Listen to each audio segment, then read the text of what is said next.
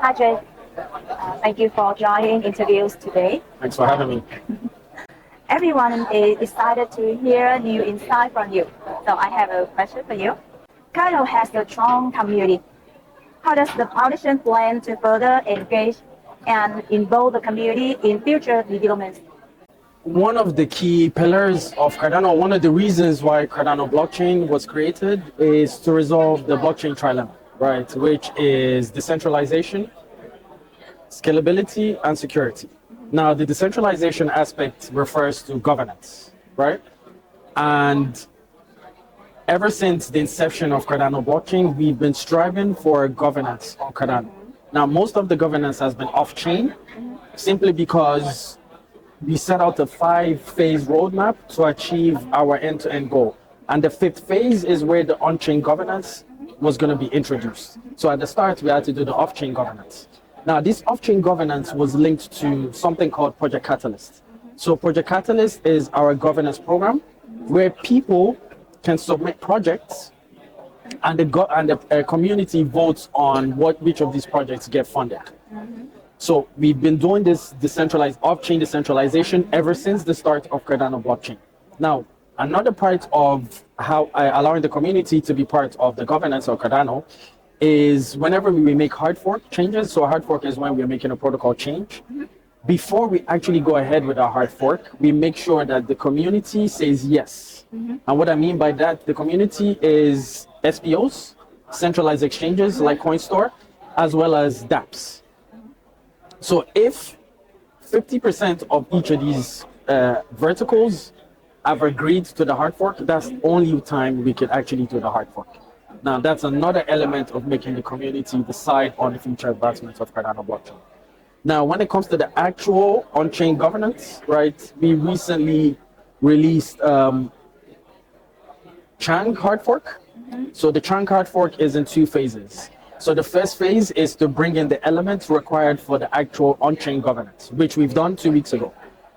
Now, the next phase is to bring in everything else that would fully shape the on-chain decentralization governance on Cardano blockchain.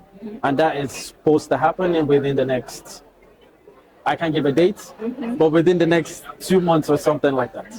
So these are the ways we work with the community to ensure that they actually have a voice within the ecosystem. Thanks for answering. Great. For the next question. The community is abuzz about the recent Trump report.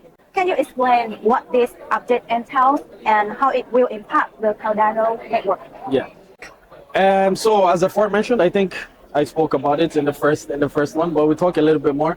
So the Chang hard fork would basically introduce a few new concepts. It would introduce the concept of DREPs, delegate representatives. It will introduce the concept of a constitutional committee, and it would also introduce the concept of a constitution within itself. So the constitution is basically the rules and ethos of Cardano blockchain. So what can we do and what can't we do as Cardano? And then the constitutional committee are the guys that make sure that whatever changes happen, follow this constitution, right? And then you have the DREPs, delegate representatives. They're kind of like SPOs, staple operators, but they don't mint transactions on the network, right? They're just there to represent the future on-chain governance of Cardano blockchain. So these are the different elements that we're introducing. As amongst other things, I'm not an expert in the full governance model, but on a high level, these are the different elements that are going to be introduced to basically help or facilitate on-chain governance on Cardano blockchain. So once everything is ready to go in the future, any change that's going to be made on Cardano blockchain would come mainly from the community. So it would no longer be done by any of the 3 founding entities. I see. So considering Cardano's commitment to building a robust and scalable blockchain ecosystem, how do you envision partnership with a chain like CoinStore contributing to Cardano's growth? Okay. Yeah. Are these specific areas where Cardano and CoinStore can collaborate to enhance user experience, drive adoption, or provide innovative solutions within the crypto space? Yes, that's a very good question because I discussed a little bit about that on stage.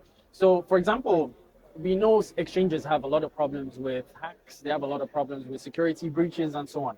We recently developed an identity wallet solution that we believe we could integrate it with centralized exchanges to enhance KYC and AML processes, as well as transaction verification, and also security breaches in the future. So with this identity wallet, instead of you having your email address, your passport, and any of that information that you need to give to exchanges, all of that can be linked to a digital ID, which is cryptographically hashed, right? So therefore, it makes it much harder or even almost impossible to actually hack that information. So we haven't really done an architecture around how to integrate it with exchanges, but I believe it's something that we could look into, and it's something that we can integrate to basically make the lives of people more seamless within the crypto space and increase the trust as well with exchanges within the crypto space. Because there are a lot of people that have left the space simply because of hacks with exchanges. And these hacks actually with exchanges are due to lack of knowledge in the industry. A lot of people think it's the blockchain that actually got hacked rather than the exchange, right? So that's another element I'm going to delve into, which is the educational side of things, right? So we recently launched a course, Cardano Academy, that educates people about the basics of blockchain, crypto, why we actually created it, up until the advanced level of Cardano blockchain and why we have Cardano blockchain. So utilizing this sort of educational course on an exchange like CoinStore can help people understand what blockchain is, understand what crypto is, and why we're actually doing all of this, right? Because people just come to crypto to trade and to make money. Whereas if they actually had the knowledge that they need to know why we're here, maybe that would make things a little bit better, right? And there's also another element of the IBC sidechain, which we recently developed on Cardano. So the IBC sidechain allows you to interact with multiple blockchains seamlessly and simultaneously, right? So we are hoping that we're able to utilize this IBC blockchain with IBC chain with exchanges like CoinStore, Binance, and other prominent exchanges to basically make interoperability much seamless, cheaper, more flexible, and more scalable. Thanks for your answer. No Thank you worries. for your time. Thank you very much for having me. It's a pleasure.